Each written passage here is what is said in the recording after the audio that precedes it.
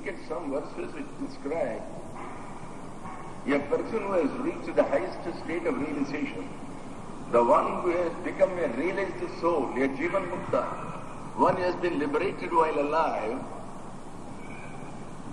What is the state? How does he behave? What are his qualities? So that is what is going to be told now. The person has become completely submerged in the thoughts of Atman, constantly and incessantly, so that no other thoughts ever come to him at all times, 24 hours, who is only thinking of Atman and has reached the highest state of consciousness.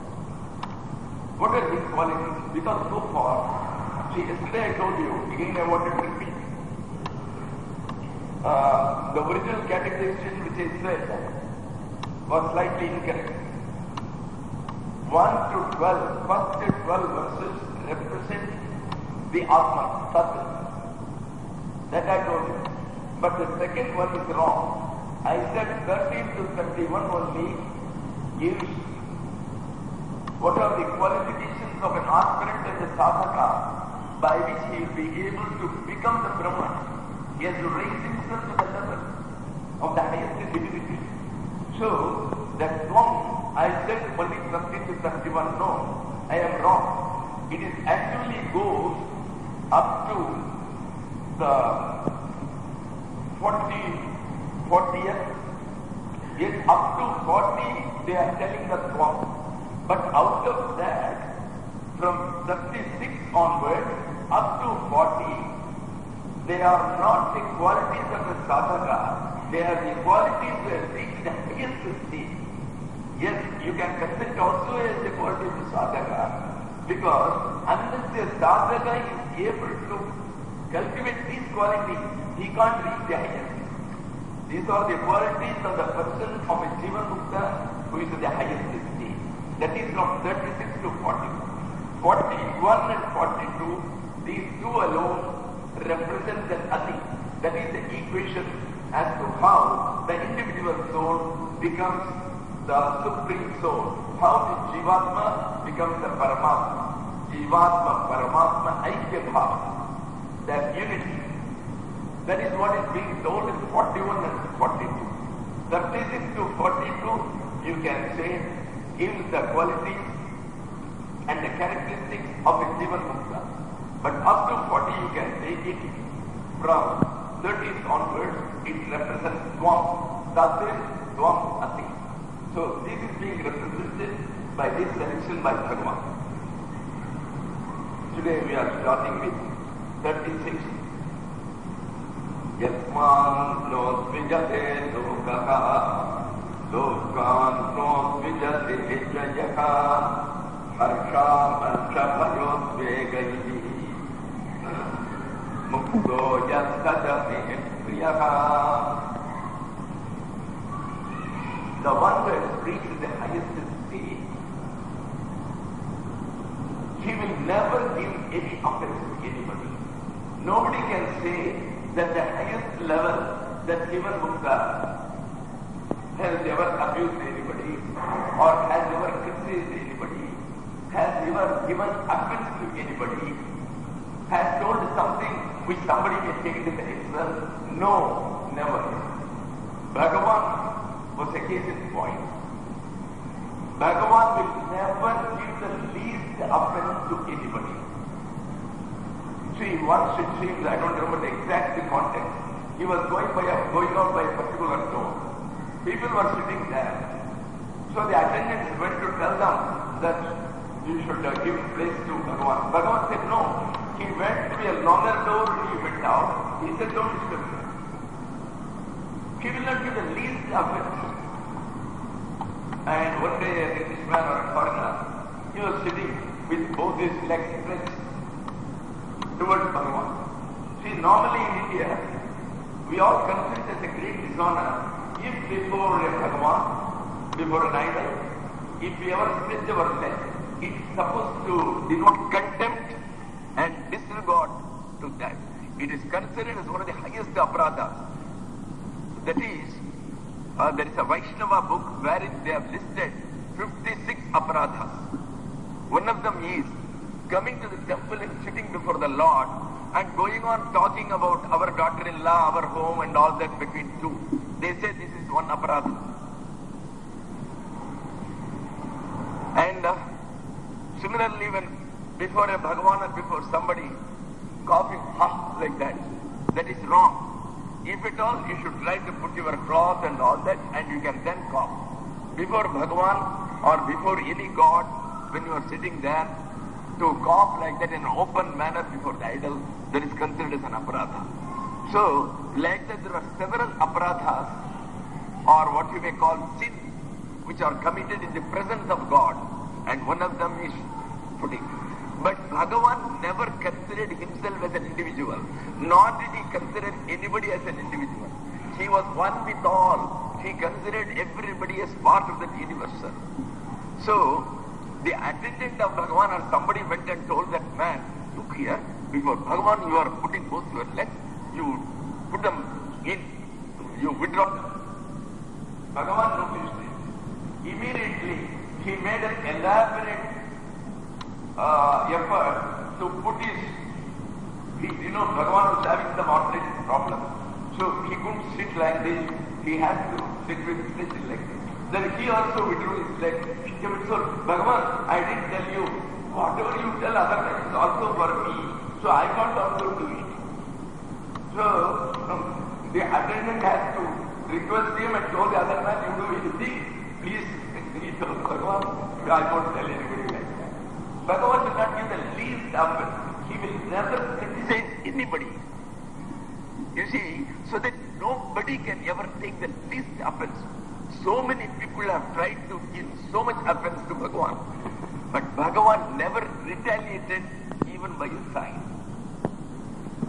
There was one Swamiji who was with Bhagavan, who had done a lot of seva for him when he was perhaps in the caves. And he got a little peeved when this ashram was built and Bhagavan's brother Niranjananandaji Maharaj, he became the Sarvadhikari. So he thought that he should be called and he should be made responsible for the entire ashram. So he started another ashram. He used to go to the post office, get all the letters which are meant for Ramana ashram, and he will send whatever he likes later on here. He will report it to Bhagavan. Bhagavan said, yes, what you do? He goes usually by 9 o'clock. You go by 8 o'clock itself. Collect all the letters.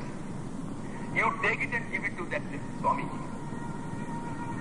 So that she need not be put to the trouble of going all the way to the post office. So you go collect it and hand it over to him. Let him send whatever he wants here. And another time, he wrote a scandalous thing and he got it hand printed and he was issuing it to all the people about Bhagavan. All slander, all lies about Bhagavan he wrote.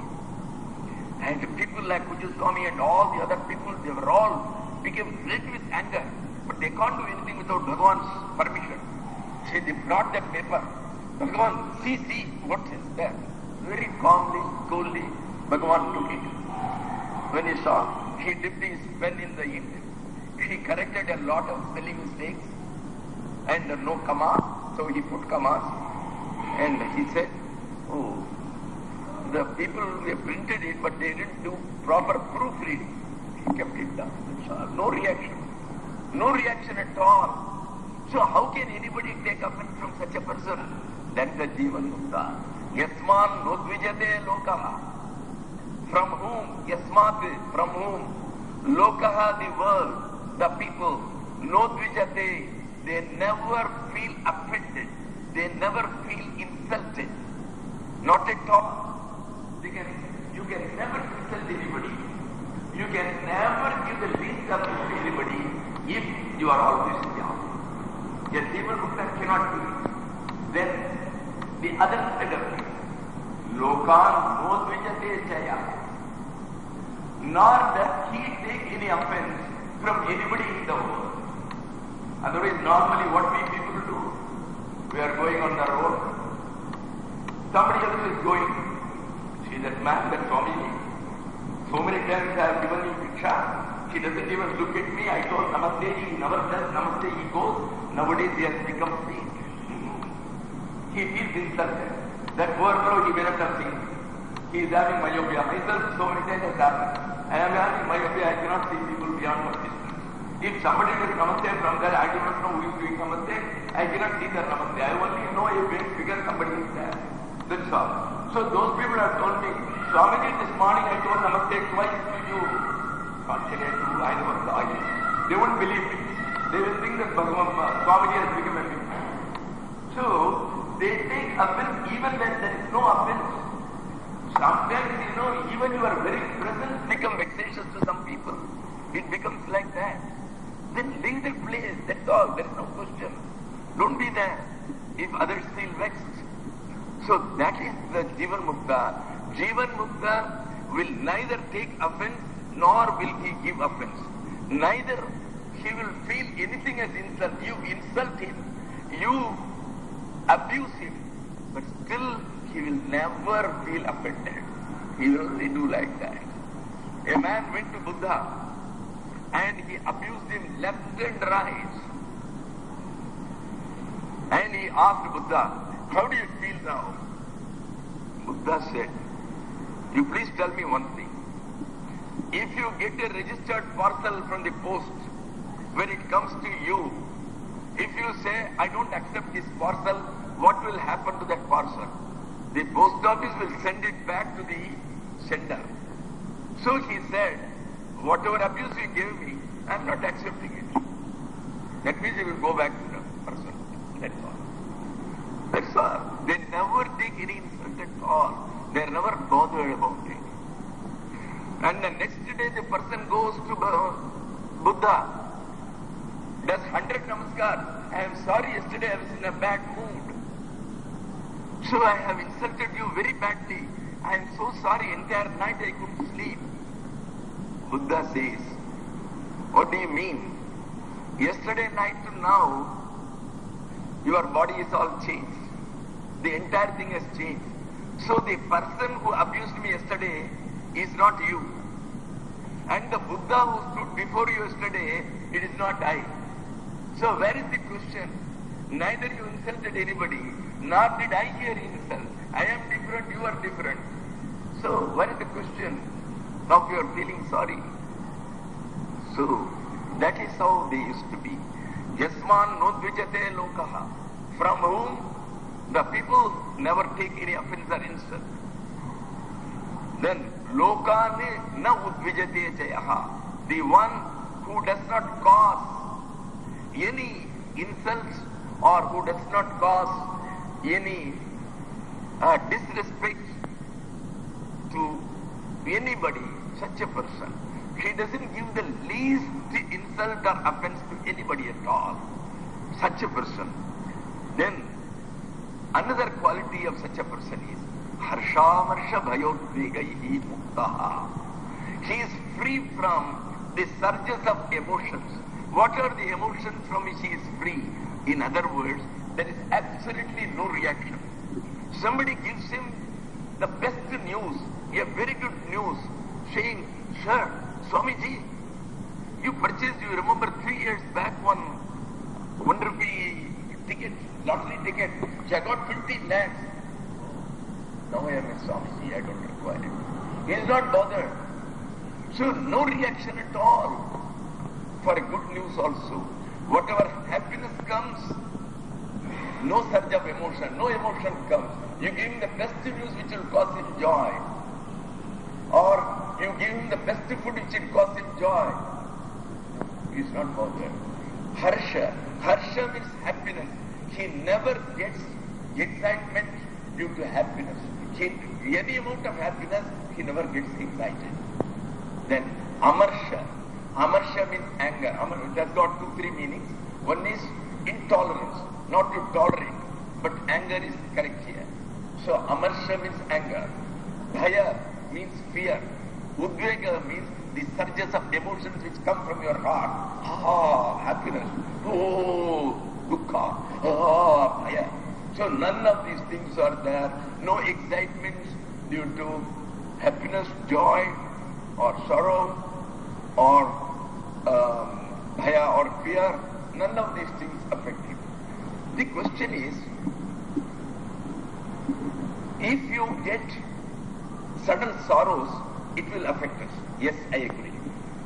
If you get angry, too much angry, well, it will affect us only. If I get angry, it will affect me. And if I get afraid, if I get fear, it will affect me. But if I get joy, how can it affect me? Why do you say that the person should also be free from excitement of joy? Some good things come. Somebody said, Shantananda, you have been appointed as the Shankaracharya of Kanchi. Oh, I will definitely jump with joy. So what is wrong in it? Yes, there are two reasons why. Number one, it will corrupt the person. Number two, it could harm your physique. How? There was a chap who had an aunt in South Africa. This fellow was very poor. He was extremely like a beggar only. He had no job even. He was living with great difficulty. In the South African, one of his aunts died. So he was to get some 1 crore of rupees. The advocate came to him to inform, look here, your auntie has left all the things and I am the person who has got the will, so I have to give you 1 crore. But then he thought, if I give this news, the man may get sudden heart attack, so I should give it slowly. So he came and started, sir, say if you get 10,000 rupees from somewhere, what will you do? Oh, 10,000 rupees, I have got some debts which I have incurred. It will come up 10,000 rupees, I will discharge my debts. Okay. If you get 1 lakh of rupees, what will you do? Oh, if I get 1 lakh of rupees, I will try to build a small cottage within 1 lakh, say a 1-room apartment, and I will live in it. Sir, supposing you get 50 lakhs, what will you do? 50 lakhs if I get some amount, I may donate to some temple. For the rest, I will live happily, I will have a bigger house. He asked him, if you get 1 crore, what will you do? He said, 50 lakhs I will give it to you. The advocate never expected, he died on the spot, his heart is completely died. See, that happiness, he couldn't bear it, it was so sudden. So that advocate died. So harsha can harm. Apart from this, the scripture is saying, when a man is very happy, he becomes proud. He becomes proud immediately. Any cause for big happiness, he becomes proud. Then what happens? When a man becomes proud, he transgresses the laws of righteousness, the dharma which are given in the scripture, he begins to disregard them, he will transgress them. That is what happens. It is given in the Shastras. Yaha krishyate saha dripyate. The man who gets happiness, he gets proud. Yaha driptaha maryada ullanghayate. A person who gets proud, prepared to overlook, he is prepared to disregard and transgress all righteousness, all dharmas as propounded in the Shastra. That is what will happen. So it will go down. That is why one should never be excited. Absolutely whatever comes, they are all material things. And the only thing, if at all we should excite is, if you come face to face with God, nobody will ever come face to face with God, because when that stage comes, you become one with the God, you won't be there to get excited separately. There is no individual left, so there will be no reaction. It is a non-experience, it is not experience. The ultimate sakshatkara is a non-experience. You cease to exist, only the totality exists, only the supreme being exists. There is no Jivanmukta God. There is no Mr. X, there is no Shantananda, nobody in his mind. Harshamriksha bhayotvegay mukta. Mukta means a man who is liberated from the surface of emotion. You tell him anything, you tell him things which will cause him dismay and sorrow, he will say, yes, this is good. He will keep quiet, he will not bother at all. That is what will happen. In this very ashram, there is a devotee who was serving. One day the president went and told him, look here, this night I got a phone call from your sister that your father is no more. He just heard it. Oh, sorry, thank you. As if some good news was. Again, the president asked him, told him, look here, if you want to go to see your father, I will arrange for a taxi to Puriya. Absolutely no reaction at all. An ordinary person's life, he is not a Swamiji. That is the real state. It's a state of the high level.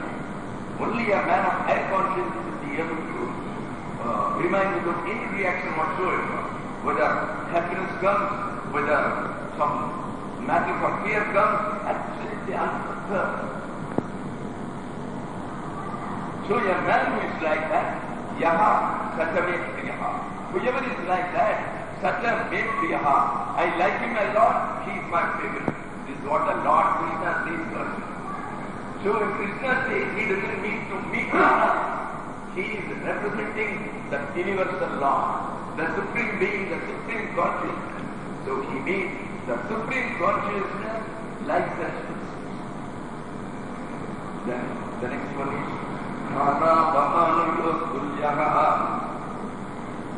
Tulyo Kitradi Pakshato Mana Vamanayo Tulyaha. One Tuttu has been left out. Mana Vamanayo. Then after that, that will be one Tuttu.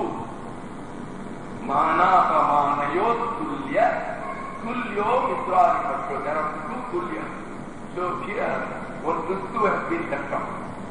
It's a printing secret. Mana Pamanayo Tulyaha Tulyo Mitrari Pakshato Sarva Rambha Parityagi Gunati Tattva Mukhyate. You see, here a new term has been given. This terminology is for somebody who is in a natural state, which I may call it even beyond a Jivanmukta state. It is a state almost like whatever Bhagavan was saying. Bhagavan was not a Jivanmukta, he was much more than that. So, that state is called a Gunamukta, where he is beyond all the three gunas. What happens? Where from the creation of men have come, we have been created. And what is the beginning? The creator is Prakriti or nature. And Prakriti is the energy, a small portion of the energy of the Supreme Lord or the Supreme Being. He has kept a little portion of energy. It is called Prakriti, it is called Maya, it is called Avidya. All the three represent the same. This Maya Shakti of the Lord, it consists of, it is made up of three qualities, that is three modes. We don't call it as qualities because they are the basic constituent blocks by which they have been constituted. The Prakriti is made up of only these things. If you ask, what is a man made up of? Outwardly, in a gross manner, you will say, he is made up of muscles, blood, bones, nerves, and skin. That's how we will say. Similarly, this nature is made up of the three modes. One is called Sattva Guna. Sattva Guna is the mode which exhibits light, harmony, compassion, kindness, love. So that quality, it is called Sattva Guna. The other quality is Rajoguna. Rajoguna is dynamism, action, activity, going on, do this, do that. I want to open a school, I want to open a college, I want to open a dispensary. So the man will be always after some project or other, and while doing it, he will be coming into contact with various people, he will get angry, he will beat them, he will abuse them. So kama, krodha, passion, anger, all these are the results of the rajoguna. So being involved in activities is not good. Every action is going to bind you. It is the action which gives you birth and rebirth again and again. You are caught in the cycle of birth and death. Because if you do good things, you have to reap its fruit. You have to get the reward. So take another path. If you do bad things, you have committed a sin. So you have to get the punishment for it. So another path. So whether you do good, whether you do bad. If you go to temple every day, you do some punya, so you have to be rewarded for it. So in the next birth, you have to take another birth. So none of these things is going to take you out of birth. The only thing which will take you out of birth is to get into the superconscious state, which is all existence, which is all knowledge, which is all infinite bliss. Unless you go to the stage, there is no liberation. Even if you do the best of sacred things, go to the Ganges, live on the Ganges, give plenty of money to people, but none of them will give you moksha. Yes, they will give you chitta shuddhi. Your mind will become purer and purer. Perhaps after several births, you will reach that moksha. But on the contrary, if you are able to do vichara, inquiry as to who I am, am I this body? My body is tomorrow is dead. But you will be there to see you will be there standing by the side of your own body, and you will see your body is consumed to a flame, but you are still there. This knowledge I am, it will never die, because that ambrose is the supreme being. Supreme being has no death. And consciousness has no death. You will be conscious. My body is burning, oh my Lord, my entire body has become ashes, I am alive. Only thing is he can't talk to you, because he has no body, he has no medium to talk to you. That's all. Nor can you see him.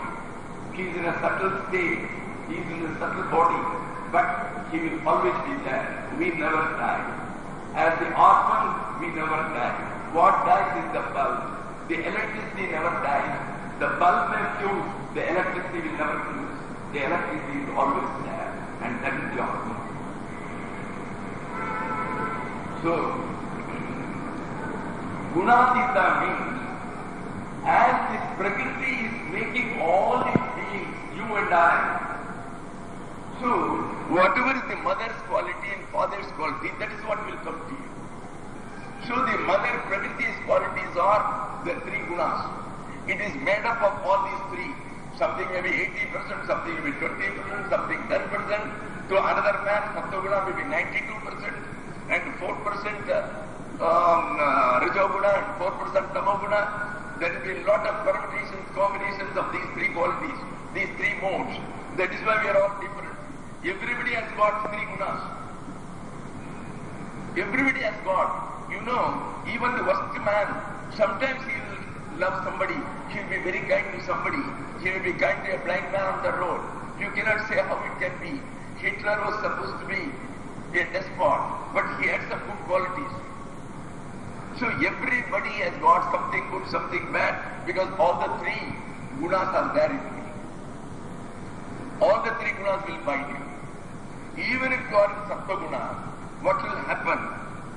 It will bind you to the small joys of this world. Oh, I like coffee. Oh, I cannot live without coffee. I love my newspaper. Oh my Lord, today my newspaper has not come. My entire day is gone. My mood is gone. So, this sort of being attached to the small joys of this life, to the objects of the world, that is because of Sattva Guna. And even to some more mature people, what will they do? They will be studying Bhagavad Gita throughout their life. They will be studying Devi Kalapura throughout their life. They will be studying Sadarshana, Ulladunarpade, all their life. But not for one day they will do any meditation. Not for one day they will sit and ask, who am I? But throughout their life they will be reading only. So that sort of attachment to reading, without putting you into actual practice, that is the effect of Sattva Guna. Sattva-guna is equally a thief as much as Rajoguna and this Tamoguna. So you have to transcend all the three and go beyond it. He is called Gunatita. Gunatita Samuchyati. So what are his qualities? In Bhagavad Gita there are several verses. It gives various ones. But Bhagavan has selected one which contains the more important qualities of a Gunatita. A man who has transcended all the three gunas, he has become Nirguna. Because if you want to become divine, if you want to become immortal, if you want to become that supreme consciousness, that supreme being, then you have to become like him. That supreme being, he is Nirguna. He has no color, he has no Sattva guna, no Rajo guna, nothing. A man without any reaction. All the three gunas will give you reaction. So if you want to remain in a state of no reaction, then you have to cancel the three gunas and go beyond them. That's all. So that is why a Gunatita, as he merges with the Brahman, so he has to have this quality of going beyond all the three gunas. Neither Sattva guna nor Rajo guna, he becomes a Brahman. No reaction whatsoever. Nothing will affect him. So that is the thing. Neither good nor bad. He is beyond punya, he is beyond papa, he is beyond moral, he is beyond immoral. It's called amoral. That's the word in English. Amoral means a man who is beyond morality, is beyond morality. And that is why here we are beyond punya, beyond papa. We are beyond sin, beyond dharma, beyond righteousness. We have to reach that stage, and that is called the Gunatita. How should the Gunatita be? Mana Bhavan Yostulyaha. You give him honor, you garland him, he will not die. Or the next day you beat him, you beat him with chappals, you throw rotten eggs on him, throw tomatoes on him. So the one who is equal in honor and dishonor, in honor and disgrace, you disgrace him, you grace him. Either way it is not proper. Manapamana. A man who is absolutely in equanimity, nothing outside, nothing can cause a reaction. You do anything, after all words. What do you mean by honor?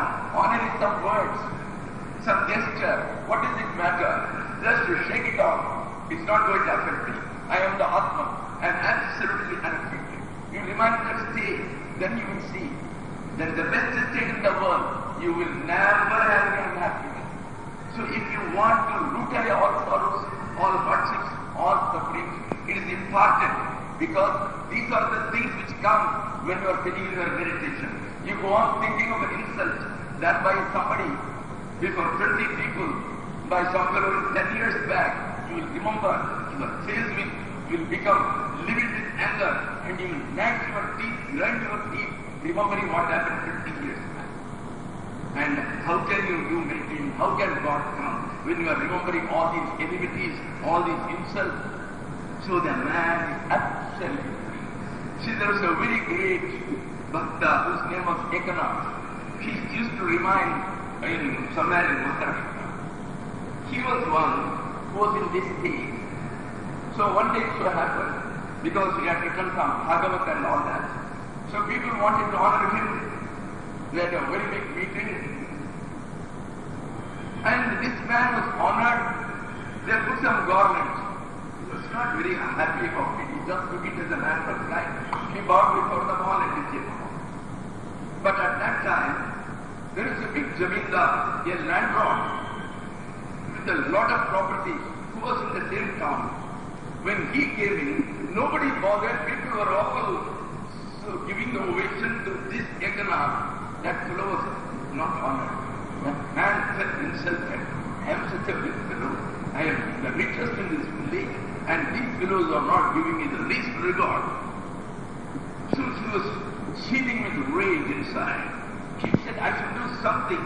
I should somehow bring down this fellow Ekanath, so that people should speak at him. That's what I want to do. He was waiting for an opportunity. One day, one old man came to him because he's a rich man. Sir, I want to marry off my daughter. They want a dowry of 40,000 rupees. A fellow has passed his 8th standard. He is having a BT shop. He wants so much money. But what can I do? Please give me something. This rich man said, look here, I will give you 10,000 rupees. But there's a condition. Look here, that house opposite. There is one fellow called Ekra. You go to his house, somehow you insult him in such a way that fellow should get angry and beat him. And the moment it happens, you shout, we will all come and we'll insult the thing, and then people will spit at it. This is what I want to do. The poor fellow was in need of money, 10,000 rupees who will give in those days was equivalent to some 1 lakh. So he agreed. He straight went to the house.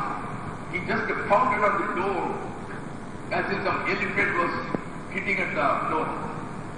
The wife of Eknath came and opened the door. She said, what can I do? She was also equally a good lady. Where is that Eknath? I want a rascal here.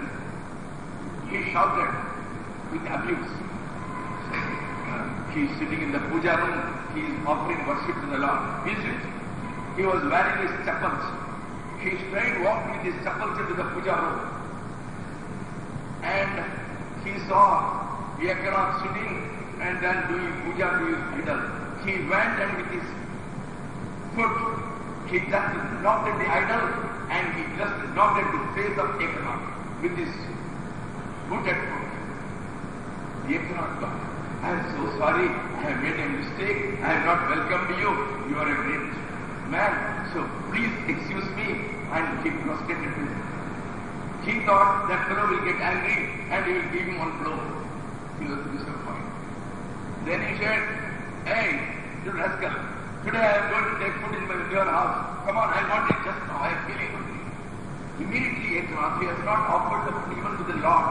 He said, sir, you are more than my Lord, I will serve you. We all this one, come on, serve me immediately. They put a big leaf, she sat down and she was serving all the dishes which were made. And when she came to serve rice, she was bending like this, and this fellow, he suddenly got onto her back, just like riding a horse, and he sat there. He thought, now definitely, after all somebody else's wife, if some stranger goes and sits on her thing, who will tolerate it? He thought, now surely Eknath is going to give me a blow. She was happy, I will get my 10,000 rupees. But Eknath called his wife and told, look here, our honored guest is sitting on you, so you may not suddenly get up, you may fall down. Be very, very careful. She said, what are they talking? I got 8 children, all my children used to do like that. He is also like that. What does it matter? Why should you warn me? Don't I know? I know very well. Then this fellow got ashamed. He fell down at the feet and told, I am so sorry. I wanted to enrage you. I wanted to see how you react. And you have no reaction at all. And he told the story. Look here, I wanted to get that 10,000 rupees, that's fine. Then Eknath told him, you fool, if only you had told me as soon as you came, I would have feigned some anger and all that you would have got your 10,000 rupees. Why did you tell me at that time? So, this is such a real person. Manapamanivastujaha. The day they garlanded him as a big scholar, he was not excited about it. The day he was insulted by this fellow, he didn't lose his wits. He was not in the least angry. He was equal. He had an equality in the mind. Manapamanivastujaha. Tulyo mitrari prakshayo. A man who is alike with friend and foe, he will treat them equally. He will not say, this fellow is my enemy, so I will not give him anything. Not at all. If that fellow comes and asks him for any help, he will render it as happily as he will use a friend. He will treat them all equally. Mitra means friend. Hari means the enemy. Paksha means the side. whether he is on the friendly side or whether he is on the enemy side, he will treat them alike. Tulyaha means equal. So this treatment will be equal to friends and foes, to enemies and his companions, to both. Sarvarambha parityaga. This is very important. A gunatita, a man who has gone at this level, he will never start a difference. You take it for granted. He will never say, well, I am going to build a temple, I am going to do Kumbhabhishekam, I am going to start a dispensary, a free dispensary for the poor, I am going to start a school for young children, I am going to start an orphanage. This a man at the high stage will never do. Because for him there are no orphans, for him there are no poor, for him there are no rich. All are Brahman only, all are his extension, all are his protection. He himself is all the form. Then who is there to be helped? There is nobody. All are jnanis according to him. He never sees any poor fellow, he never sees any jnani, he sees only Brahman everywhere. That is why he is the same. Sarvarambha parityagi. Parityagi means the one who renounces entirely, in all its entirety, completely. What does he abandon? What does he renounce? Sarva arambha. The starting of any work, starting of any enterprise, any undertaking. Sarvarambha means any undertaking, any enterprise he leaves. He is not prepared to do anything. He is simply sitting like a log of wood from morning to evening. Our Bhagavan, what he did? Kunti has started a hospital, Kunti has started a school, Kunti has started something bigger, absolutely nothing, nor will he allow anybody. Somebody came and asked me, sir, somebody was very well qualified. Sir, shall I accept that job? Shall I do that job? He only said, Summa, be quiet, that's all. And the gentleman went in Tiruvannamalai, saw a beautiful veranda of the house, he went and laid down there. This was perhaps 1945 or so, I do not know. And since then he is there, he saw Sanyasa, he is lying down there also. That's all. He is here in Tiruvannamalai. He is about 90 years old, I do not know. What should he is like? More than 85 should be like. He is simply lying down there. He is not talking with anybody. He is there. That's what Bhagavan is advised. Don't do anything. Absolutely not. So no enterprise, no action. Absolutely action. Remain quiet. That's all. Sarvarambha parityagi. This is one of the most essential qualifications. The higher you go, you will not involve yourself in anything.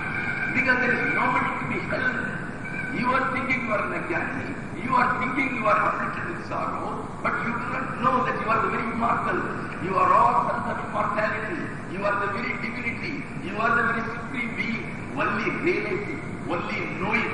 Remember, every day you go on searching. Who am I? Am I the great supreme being? Can I be like that? Oh Lord, so why could I not remember? Why have I forgotten? Go on thinking. But this Atman has been along with the body. In every birth it has got a body. It got the body of an elephant, it got the body of a woman, it got the body of man. So many times it got the body of man. Having lived in the body, the Atman began to completely associate itself and identify the body. It began to think that I am the body. You see, there is an eagle. When it was a very small child, I think when it was only in the egg form, it was lying along with the hen young. So the hen, it was looking after it properly, and so the eagle came out of it. The eagle was living along with the various hens, and it never thought it is an eagle. It was living all through its lifetime, that's all. It never knew, because it is association. It had identified itself. Only one day, it saw some eagles flying. It said, Mommy, will I be able to fly? No, beta, they are all eagles, they can fly. Not we, we are all wings. Then it accepted Mommy's word. So that's all through its life it is identified. That is what we are doing. We have been with the body for such a long time. We are identified with the body. We are thinking we are Mr. X, we are Mrs. Y, we are Miss Y. That's all. But we are missing what we are, that's all. We are missing our own reality. The highest divinity is me. So what is there to be afraid of? Where is the question of hardships and suffering? How can the highest get any hardship? All these hardships, all these sufferings, they are all your psychosis. They are all your psychic problems. There is nothing called a sorrow. There is nothing called unhappiness. It is only a mental hallucination. So if you are able to get out of it, that you will be able to get out of it only when you are able to get out of your body sense. I am not the body. Therefore now, soham. Soham. That is what Bhagavan is saying. I am not the body. Soham. Then who am I? Finally the answer will come. Soham. I am that. That answer has to come by itself. Till that time, going on asking inside, be actually, be with that quest, that's all. No question of repeating, who am I, who am I, who am I? No. Supposing you are searching for your friends, you are kept it somewhere. You will be asking every time, oh, speak against, where are you, where are you, where are you? It will be there inside. You will be having that searching mentality, that quest, that anxiety will be there. Yes, you have that, then you will get what is to your time. You will know who you are. That is the only way. Sarvarambha Parityani, the one who leads all enterprises and undertakings inside, Gunatītasya Vichyati. Such a person is called a Gunatita. Gunatita means the one who has transcended all the gunas. He is Nirguna. He is colorless. He is neither white, nor black, nor brown. Absolutely no color. He is colorless. He is Nirguna. There are no guna. He is neither Sattva Guna, nor in Rajo Guna, nor in anything. He has transcended the body sense. Because the three gunas belong to the body. It is the body which was created. So the body contained it. Atman was never created. Atman had always been there. So as said, Atman never got into the gunas at all. Because of your association with body, all the gunas you assume. When the body got something, you became angry. Atman cannot become angry. How can it become angry at all? So Atman cannot have any reaction. Atman is always pure. Atman is always unevolved. It is me because of an identification with the body. You see, the electricity is that beautiful electricity which comes, which has got infinite voltage. Its capacity is infinite. It can give you a light of 20,000 watts if required. But then when it comes inside a bulb which is 0 watts, it begins to think, I have a 0 watt bulb. See that fellow, this 1000 watt bulb, this 200 watt bulb. Bhagavan has given me a very low bulb. It has become 0 watt. So it is weeping. Why? It is because it is ignorance. It doesn't know that it is not a 0 watt. The electricity, it has identified with the bulb. It should have identified with the electricity. It is that electricity only which has come. The same electricity which goes to 1000 watt comes into the 0 watt.